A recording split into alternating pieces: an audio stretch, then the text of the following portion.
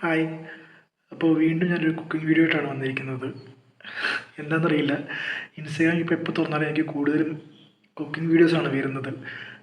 ഞാനിപ്പോൾ കണ്ടതെന്ന് പറയുന്ന ഒരു പേജുണ്ട്, കുക്ക് കൾച്ചർ എന്ന് പറഞ്ഞിട്ടൊരു പേജുണ്ട്. അതിൽ വെറും 2 ഇൻഗ്രീഡിയൻസ് കൊണ്ട് ഒരു ഫ്രഞ്ച് ടോസ്റ്റ് ഉണ്ടാക്കുന്നത് കണ്ടിരുന്നു.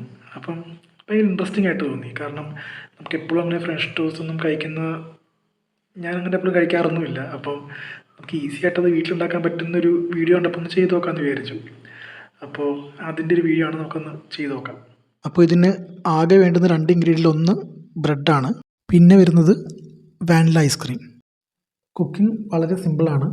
ബ്രെഡ് എടുക്കുക, ഈ വാനില ഐസ്ക്രീമിലേക്ക് 2 സൈഡും ഒന്ന് മുക്കി കൊടുക്കുക, എന്നിട്ട് പാനിൽ വെച്ചിട്ടൊന്ന് മുരിച്ചെടുക്കുക. അത്രയേ ഉള്ളൂ. നമ്മൾ സാധാരണ ബ്രെഡൊക്കെ മുരിക്കുന്നത് പോലെ തന്നെ ഉള്ളൂ.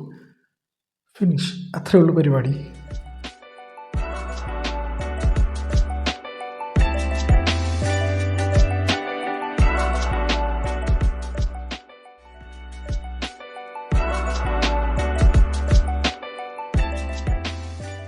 എങ്ങനെയുണ്ട്?